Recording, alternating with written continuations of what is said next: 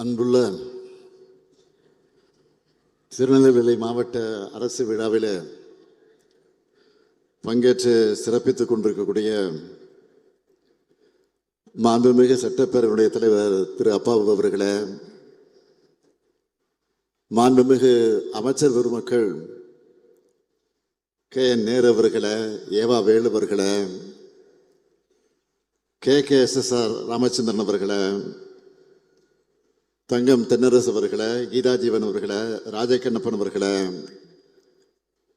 மா சுப்பிரமணியம் அவர்களே, மனோ தங்கராஜ் அவர்களே, நாடாளுமன்ற உறுப்பினர்கள், என்னுடைய அருமை தங்கை திருமதி கனிமொழி கருணாநிதி அவர்களே, திரு ராபர்ட் புரூஸ் அவர்களே, ராணி அவர்களே, சட்டப்பேரவை உறுப்பினர்கள் அப்துல் வகாப் அவர்களே, ரூபி மனோகரன் அவர்களே, முன்னாள் சட்டப்பேரவையுடைய தலைவர் ஆவுடையப்பன் அவர்களே, முன்னாள் அமைச்சர்கள் மைதீன் கான் அவர்களே, சுரேஷ் ராஜன் அவர்களே, பூங்கோதை அவர்களே, தொடக்கத்தில் அனைவரையும் வரவேற்று எழுந்திருக்கக்கூடிய மாவட்ட ஆட்சித்தலைவர் திரு சுகுமார் ஐஏஎஸ் அவர்களே, மாநகராட்சியுடைய மேயர் திரு ராமகிருஷ்ணன் அவர்களே, மாநகராட்சியுடைய ஆணையர் திருமதி மோனிகா ராணா ஐஏஎஸ் அவர்களே, உள்ளாட்சி அமைப்பினுடைய பிரதிநிதிகளே, அரசு உயர் அலுவலர்களே, நலத்திட்ட உதவிகளை பெறுவதற்காக வருகை தந்திருக்கக்கூடிய பெருமதிப்பிற்குரிய பயனாளி பெருமக்களே, என்னுடைய பாசத்திற்கும் பேரன்பிற்கும் உரிய மகளிர் சுய உதவிக் குழுவை சார்ந்திருக்கக்கூடிய என்னுடைய அன்பிற்கினிய தாய்மார்களே, சகோதரிகளே, பத்திரிகை மற்றும் ஊடகத்துறை சார்ந்திருக்கக்கூடிய நண்பர்களே,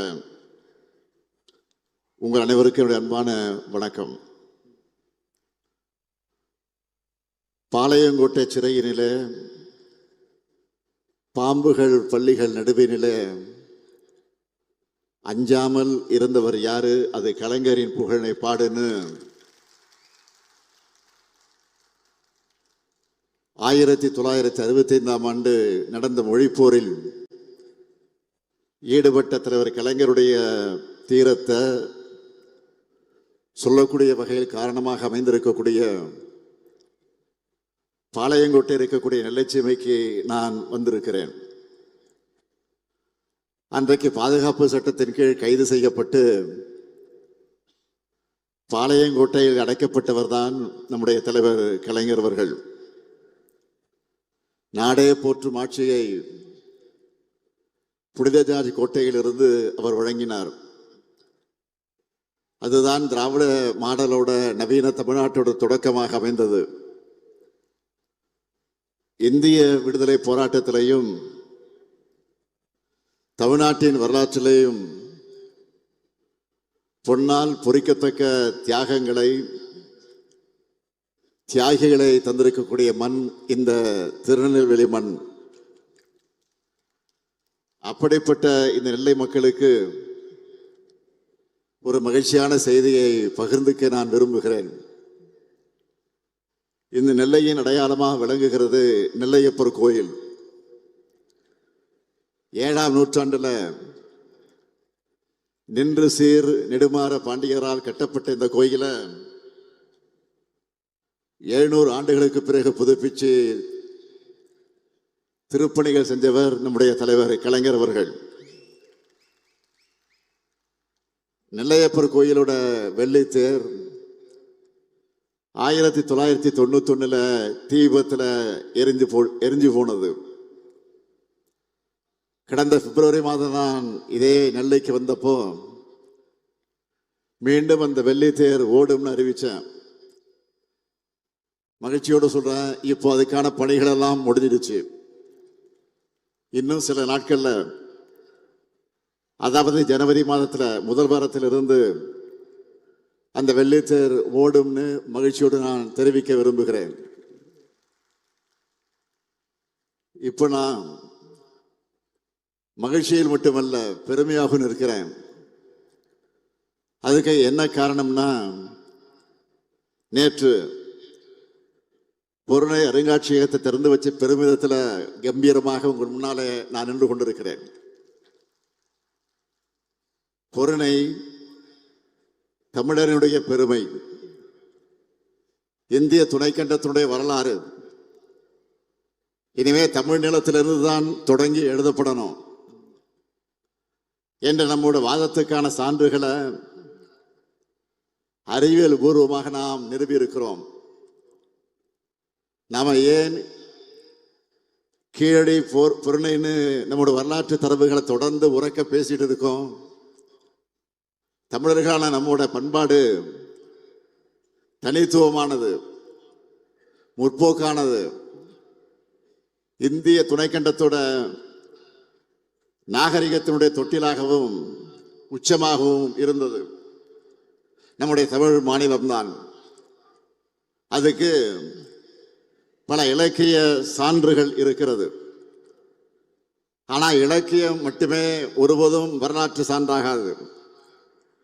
எனவே அதை அறிவியல் ரீதியாக மெய்ப்பிக்கவும் தொல்லியல் சான்றுகளை சேகரிக்கவும் நாம் மேற்கொள்ளக்கூடிய காலப்பயணம்தான் அகழாய்வுகள்.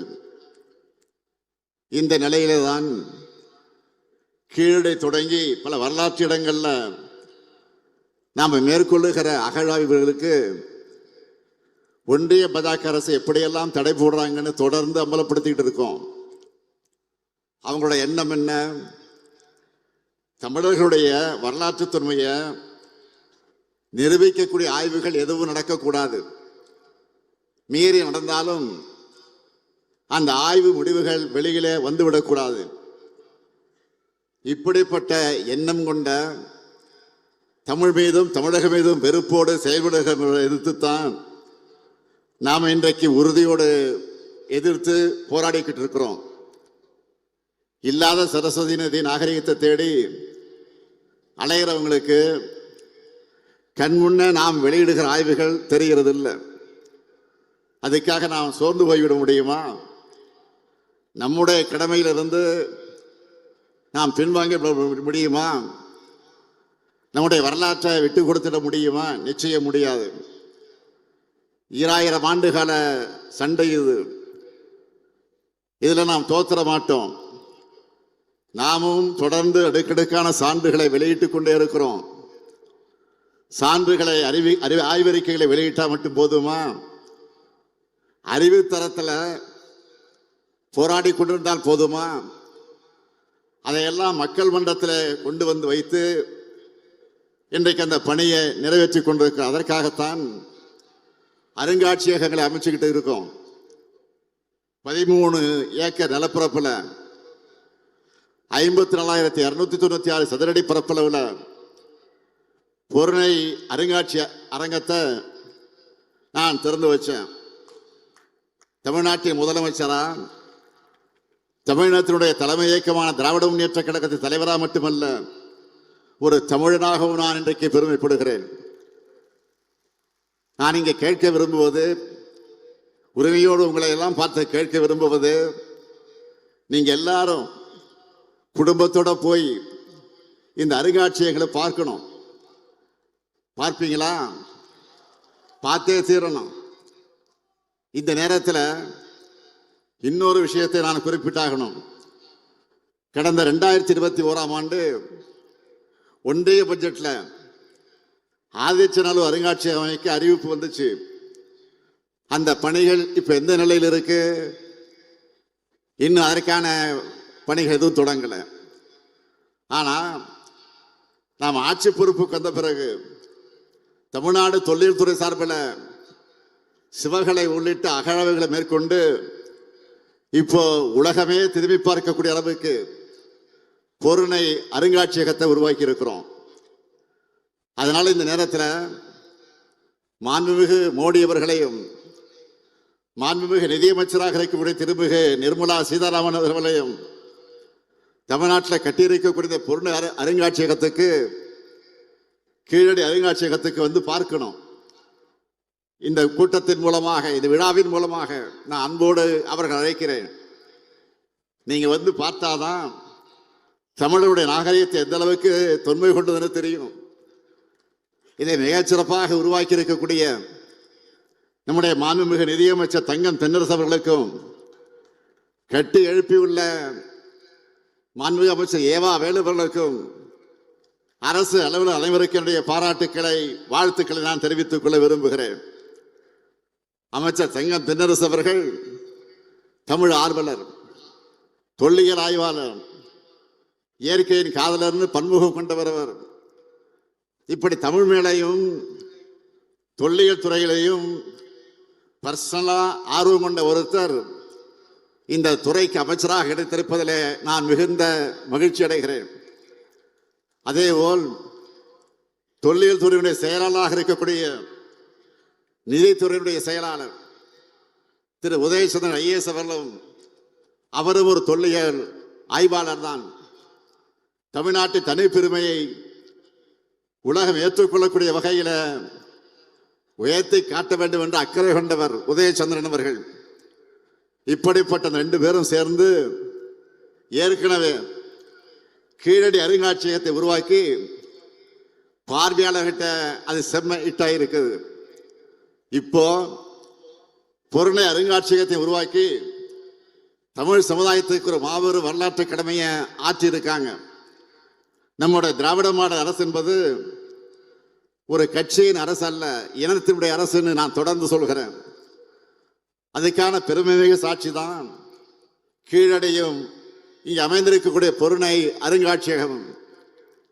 வெளியில நம்ம எதிர்க்கக்கூடியவங்க, விமர்சனம் செய்யக்கூடியவங்க, தமிழனால திமுக தாயா வேற யாராலையும் இதையெல்லாம் யோசிக்க முடியாதுன்னு மனசுக்குள்ள நிச்சயம் பாராட்டி கொண்டிருப்பாங்க. அது மட்டுமா, இன்றைய தினம் 235 கோடியே 94 லட்சம் 235 கோடியே 94 லட்சம் மதிப்பிலே 33 முடிவுற்ற பணிகளை நெல்லை மாவட்டத்தினுடைய மக்களுக்காக நான் திறந்து வைத்திருக்கிறேன்.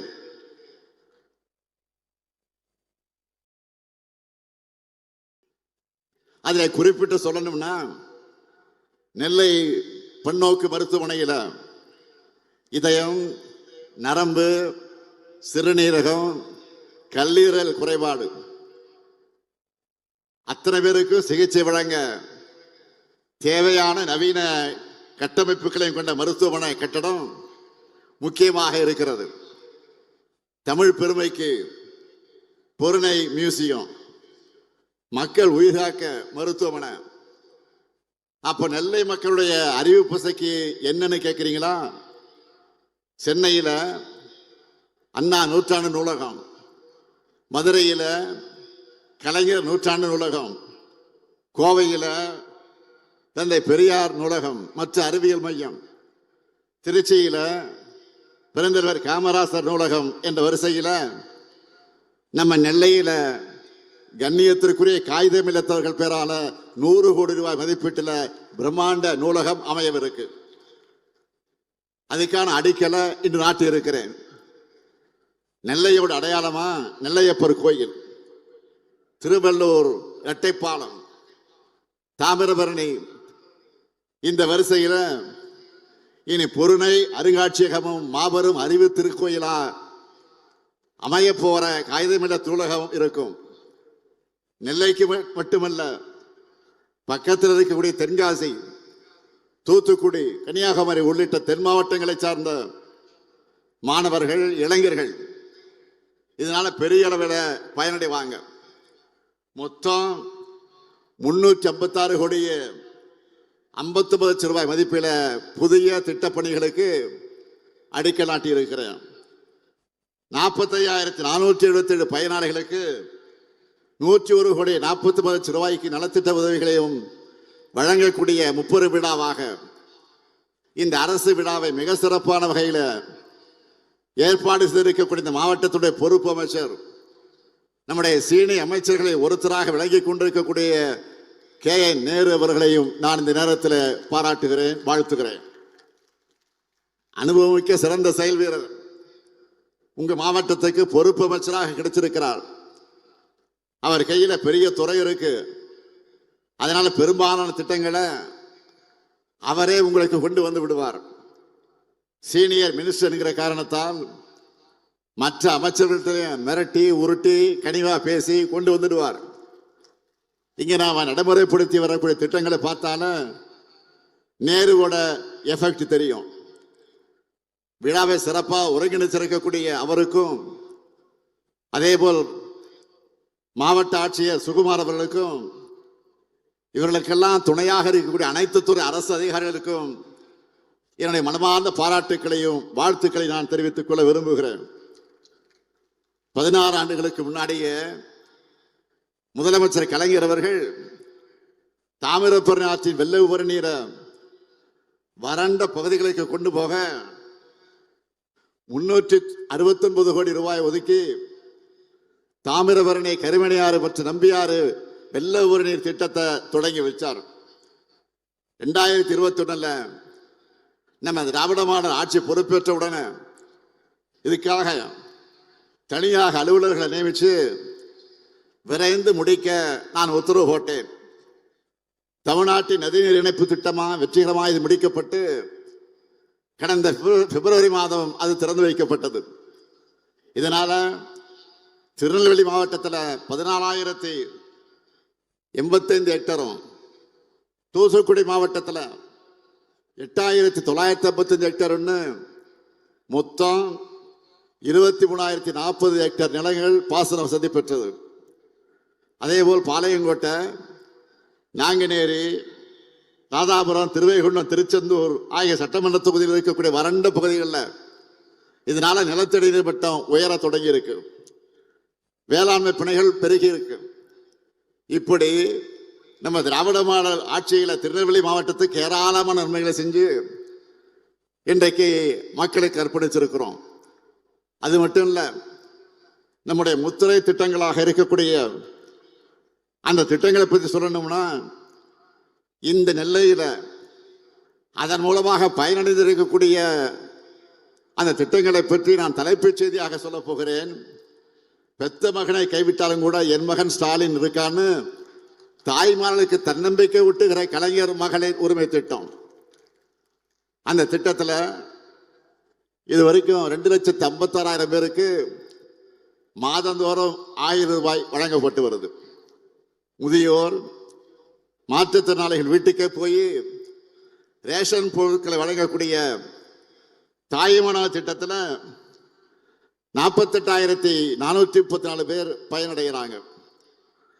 நலம் காக்கும் ஸ்டாலின் மருத்துவ முகாமில் இதே நெல்லை மாவட்டத்தை சார்ந்த 44,176 பேர் மெடிக்கல் டெஸ்ட் எடுத்திருக்கிறாங்க.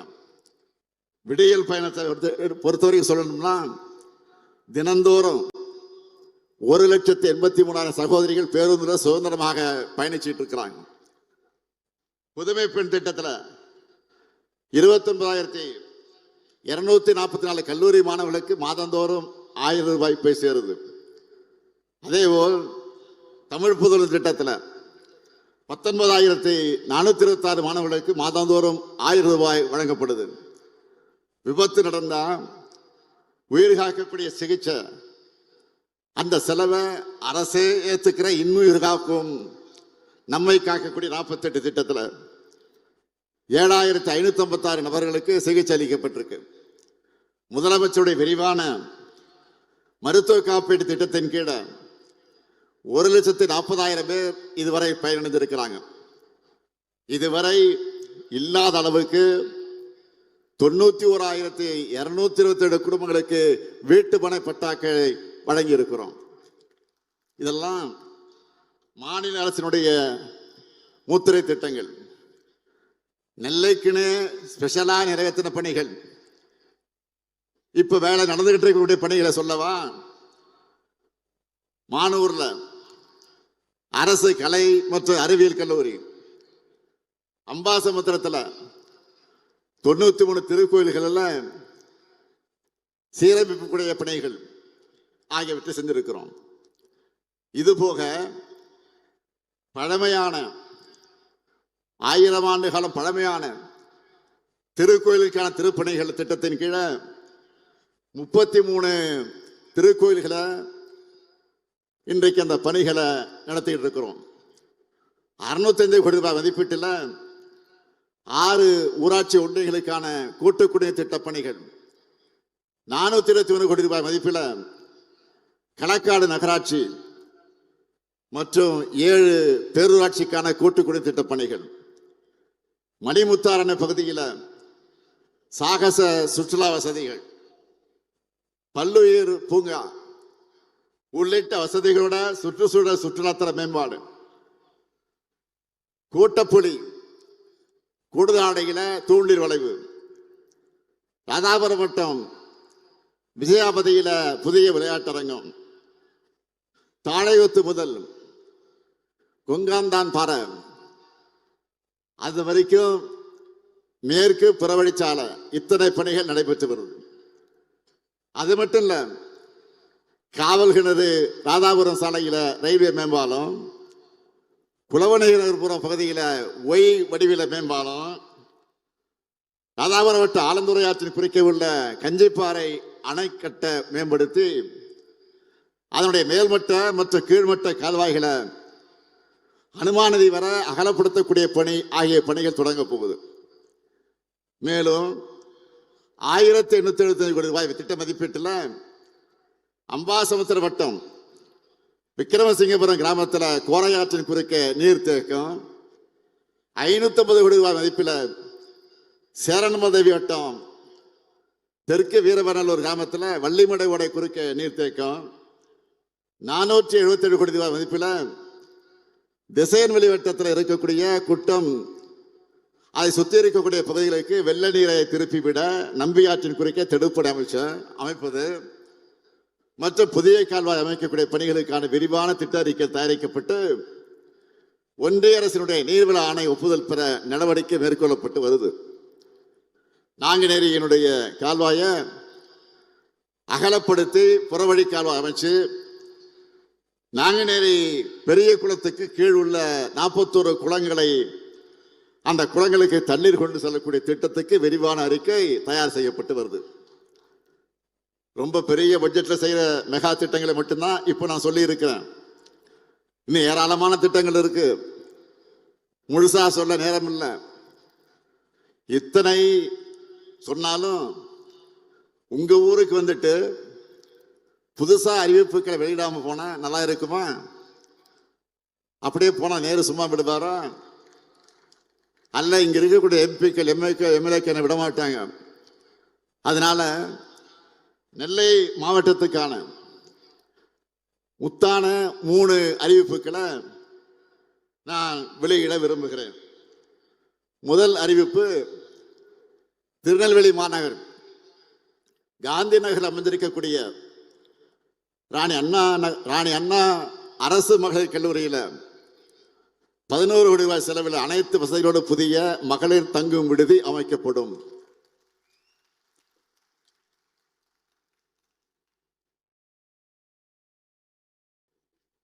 இரண்டாவது அறிவிப்பு, சேரன்மாதேவி வட்டம் முக்கூடல் பாப்பாக்குடி கிராம விவசாயிகள் பயன்பெறக்கூடிய வகையில் காங்கேயன் கால்வாய் மற்றும் வெள்ளோடையை மேம்படுத்தக்கூடிய பணிகள் 4 கோடியே 1 லட்சம் ரூபாய் மதிப்பீட்டில் மேற்கொள்ளப்படும். மூன்றாவது அறிவிப்பு, நாங்குநேரி மற்றும் ராதாபுரம் வட்ட விவசாயிகளுடைய கோரிக்கை ஏற்று 5 கோடி ரூபாய் செலவில் வள்ளியூர் பெரியகுளம் மற்றும் வள்ளியூரான் கால்வாய் ஆகியவை புனரமைக்கப்படும் என்று மகிழ்ச்சியோடு தெரிவிக்கிறேன். இப்படி மக்களுக்கு தேவையானதை பார்த்து செய்து தரக்கூடிய மக்களாட்சியை நாம நடத்திக்கிட்டு இருக்கோம். இதுக்கு அப்படியே நேர்மாறாக மக்கள் விரோத ஆட்சியா ஒன்றிய அரசு இன்றைக்கு நடைபெற்றுக் கொண்டிருக்கு. இந்திய கிராமங்களுடைய உயிர்நடையாக இருந்து பல கோடி ஏழை மக்களுடைய வறுமையை போக்கின மகாத்மா காந்தி 100 நாள் வேலை திட்டத்தை இப்போ பாஜக அரசு திட்டமிட்டு முடக்கி இருக்கிறாங்க. மகாத்மா காந்தியுடைய பெயரையே நீக்கி பெரும்பாலான இந்திய மக்களுக்கு புரியாத இந்தி பேரை வேற வச்சிருக்கிறாங்க. மதச்சார்பின்மை, ஒற்றுமை என்ற சொற்கள் அது பாஜகவுக்கு பிடிக்காது. அதனால அதையெல்லாம் வாழ்நாளெல்லாம் வலியுறுத்தின காந்தியை அவங்களுக்கு பிடிக்காது. உலகம் முழுக்க இந்தியாவோட அடையாளமா இருக்கிற தேசத்தந்த காந்தியோட பேரையே இன்றைக்கு நீக்கி இருக்கிறாங்க. காந்தியோட பேரை நீக்கினது மட்டும் இல்ல, 100 நாள் வேலை திட்டத்தின் உண்மையான நோக்கத்தையே காலி பண்ணிட்டாங்க, அழிச்சுட்டாங்க, அழிக்கிறாங்க. கடந்த 10 ஆண்டுகளா இந்த திட்டத்தை பல்வேறு கோணங்கள்ல கெடுத்தாங்க, பல வகைகளை நாசப்படுத்தினாங்க. ஆட்களை குறைச்சாங்க, வேலை நாட்களை குறைச்சாங்க, சரியாக சம்பளம் தரல, சரியா அங்கிருந்து முறையாக வர வேண்டிய நிதி ஒதுக்கீடு செய்யல.